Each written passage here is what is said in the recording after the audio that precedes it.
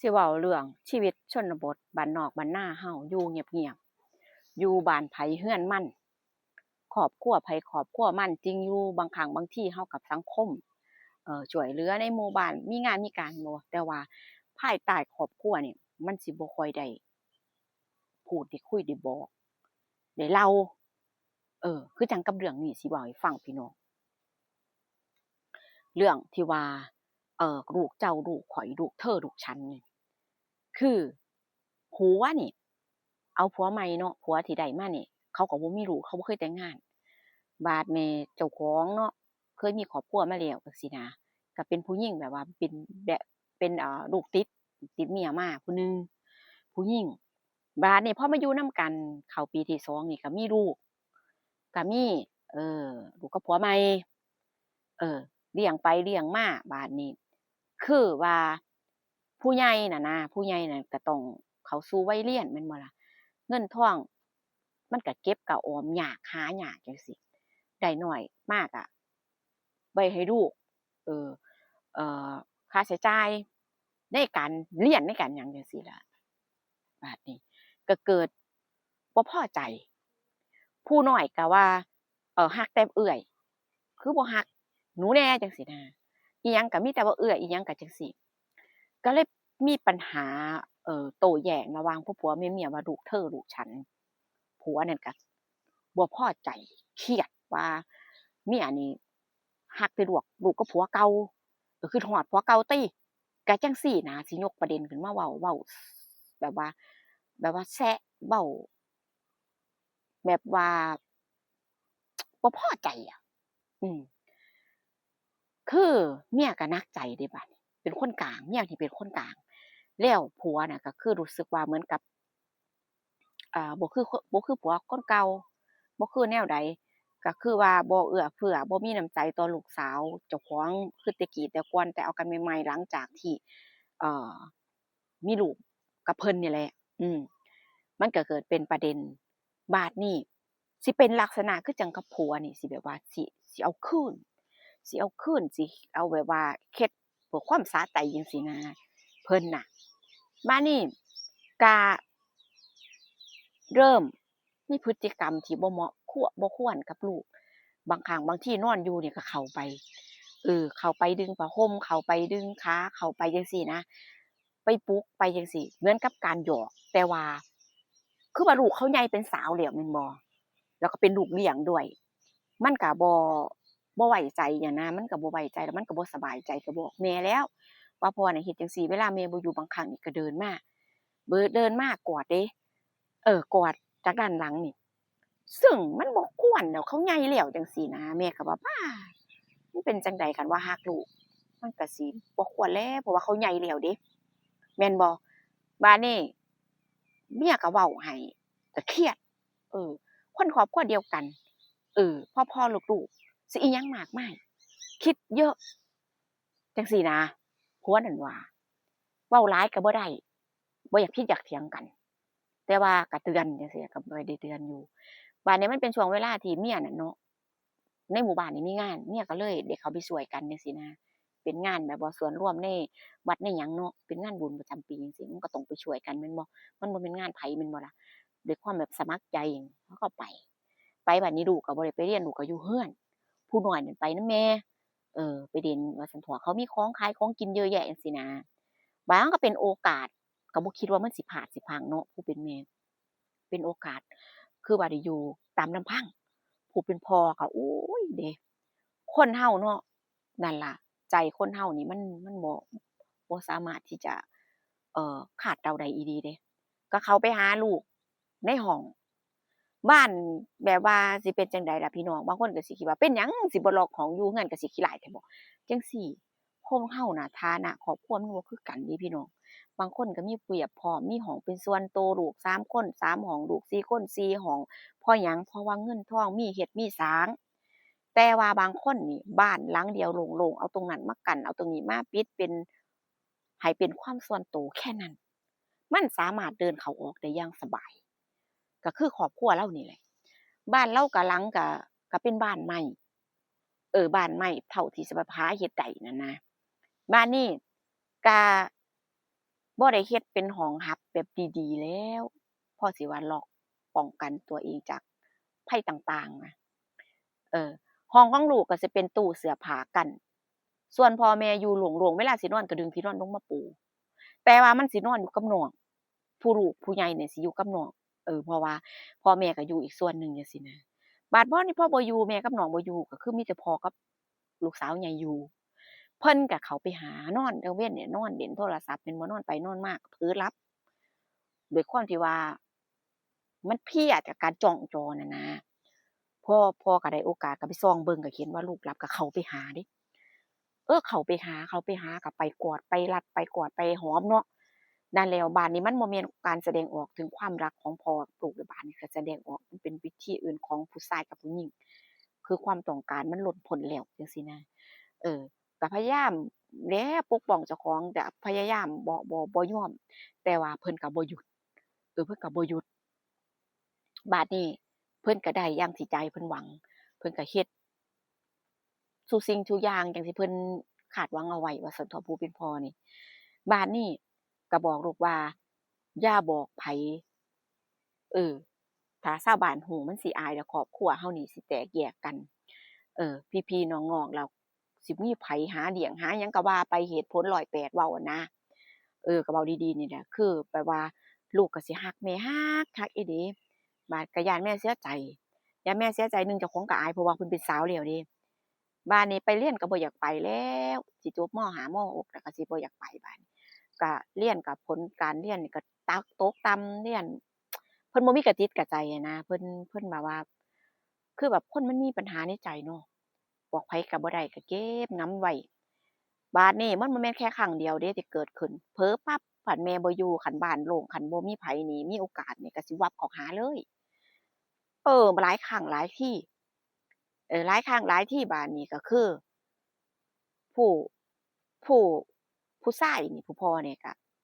หายุกหายามาให้เพิ่นเดะเอามาให้กินว่าป้องกันหาวิธีป้องกันมาให้ว่าบ่ให้ป่องบ่ให้ผิดพลาดบ่ให้เรื่องราวสาวมาถึงจังซี้นะเออ วิธีการเพิ่นก็บ่มีไผฮู้แหล้วเนาะบ้านนี้คือด้วยความที่แบบว่าเศร้าหมองความที่ว่ามันหนักใจของคนก็บ่สดใสเนาะแท้ที่จริงเป็นสาวเป็นนางแม่นบ่หน้าตายิ้มแย้มแจ่มใสผิวพรรณผุดผ่องมันบ่แม่นมันเริ่มซีดเริ่มเซียวเพราะเขาคิดหลายบาดนี้ก็ไปโรงเรียนก็ไปมักก็ไปคุยกับหนุ่มเนาะรุ่นเดียวกันคุยกันไปก็รักก็รักก็ชอบเขานั่นแหละ บาดนี้เด้รักชอบเขาเป็นผู้ชายนะมันจริงใจคือว่าเขารักอีหลีนี่มันก็มาบ้านคือมาบ้านมาหาพ่อหาแม่อยากจะทำความรู้จักอยากรู้จักกันจังซี้ล่ะบัดนี้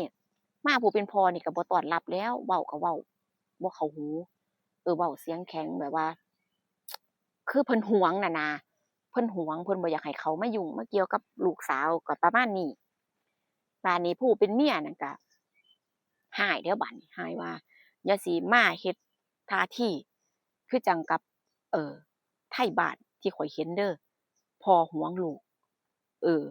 แอบมีอิหยังกันแล้วหวงแหนบ่ให้เอาผัวบ่ให้มีครอบครัวนี่ข้อยเคยเห็นมาแล้วคือเมียบ่ให้แสดงท่าทีแบบนี้ซึ่งบ่คิดเดะเว้ามันก็ไปแทงใจดำเนาะบ่คิดเดะว่าผัวนั่นไปหลอยกับลูกไปหลอยลูกแต่ตอนใดบาดนี้มันคือความจริง แต่เมียแค่เว้าเพ้นๆเว้าแบบว่าเว้ากันท่าน่ะนะก็บ่คิดว่ามันสิไปแทงใจดำเนาะผัวก็หน้าซีดแล้วก็เงียบไปบัดนี้เขานั่นจะมาขอเพราะว่าสิจบแล้วจบม6แล้วบัดนี้แม่ว่าบ่ต้องต่อเด้อลูกมหาลัยแม่บ่มีเงินส่งแต่ซุมื้อนี้มันก็สิกินกันอยู่แล้วระหว่างแม่กับพ่อมึงเนี่ยบ่มีเงินส่งกูมีปัญญาหาแล้วนั่นล่ะให้สูเซาเรียนแล้วก็ไปทำงานทำการหาเลี้ยงปากเลี้ยงท้องมีบุมีผัวไปจังซี้นะ แม่ก็ว่าบ้านนี้ลูกก็ว่าบ่เรียนก็สิเอาผัวผู้บ่าวก็มาขอบัดนี้ผู้บ่าวก็มาขอเขาก็มาหาผู้ใหญ่มาเนาะเอาผู้ใหญ่มาคือพอมาฮอดเนาะมาเว้ากันพ่อนี่ก็อาละวาดแล้วเออก็คือจั่งเหมือนกับว่าดื่มย้อมใจแล้วก็อาละวาดว่าบ่ให้เอาอายุพอส่ำนี้สิมาเอาผัวหาเลี้ยงกันบ่ได้ดอกเด็กน้อยมันสิเป็นการลำบากพ่อแม่อีกเซาๆๆๆๆๆเลาคัดค้านเดะ เพราะว่าเพิ่นมี เพิ่นมีความแบบว่าเพิ่นบ่พอใจน่ะนะเรื่องที่ว่าเพิ่นแหนหวงเพิ่นหึงนั่นล่ะบาดนี้ลูกสาวนี่ก็เลยไปกระซิบในความเป็นจริงของมันนะมันก็ไปกระซิบว่า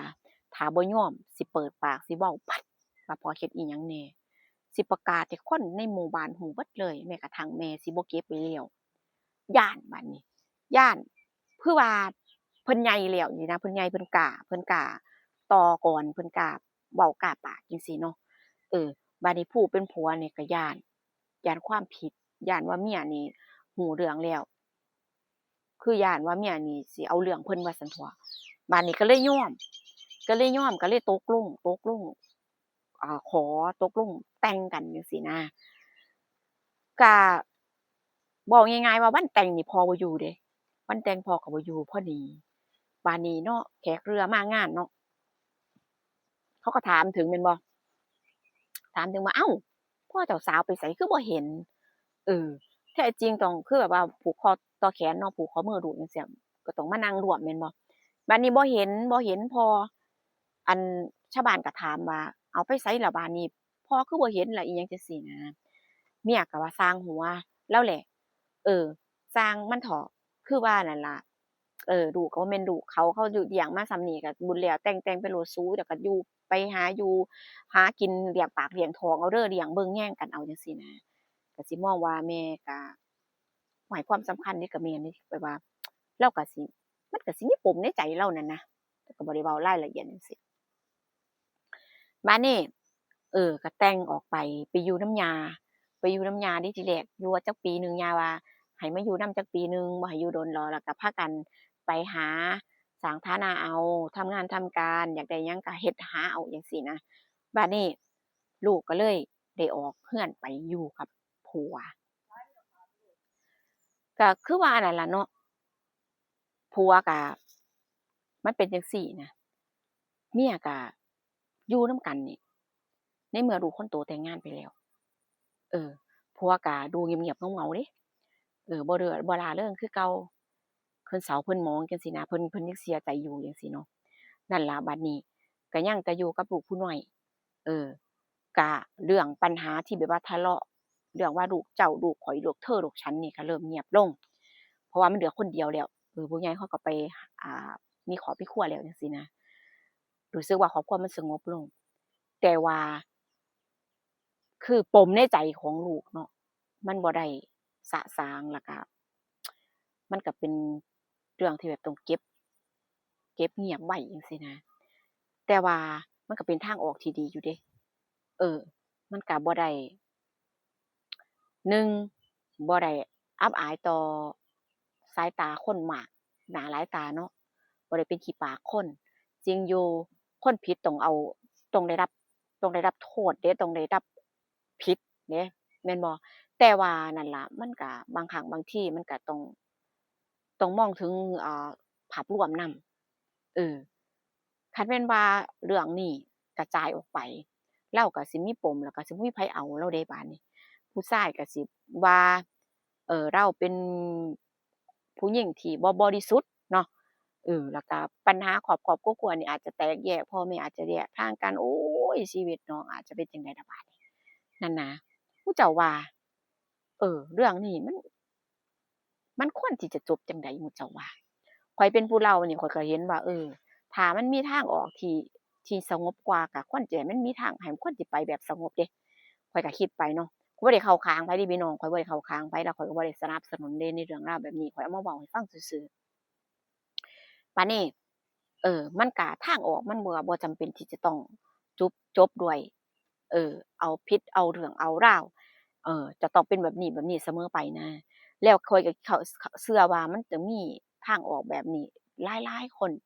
ที่ได้เจอมาเนาะให้มันจบแบบเงียบที่สุดให้มันสมบูรณ์แบบที่สุด คือบางครั้งบางที่ก็บ่อยากจะไปเจอบ่อยากจะไปเผชิญคำเว้าคำถากถางคำดูถูกของคนเดะแม่นบ่มันบ่พร้อมเดะบางใจเฮาบางเทื่อนะเว้าหลายมันก็สิยาวเนาะพี่น้องเนาะนั่นล่ะเรื่องนี้ข้อยก็มาเว้าให้ฟังประมาณนี้พี่น้องมันจบลงแล้วอะเรื่องสำหรับพ่อเลี้ยงกับลูกเลี้ยงลูกฉันลูกเธอผัวใหม่ผัวเก่า นี่ล่ะปัญหาครอบครัวมันสิมีประเด็นอยู่จั่งซี้ขัดแย้งบางคนบ่เจอแต่บางคนอาจจะเจอบางคนนี่น้ำเน่ากว่าละครอีกข้อยสิเว้าให้ฟังโอ๊ยจักหยังเป็นหยังพี่น้องเอ้ยคำว่ามนุษย์เนาะนั่นล่ะเว้าหลายมันก็ยาวตั่วเจอกันคลิปหน้าพี่น้องจ๋าส่วนคลิปนี้ไปแล้วนะคะสวัสดีค่ะ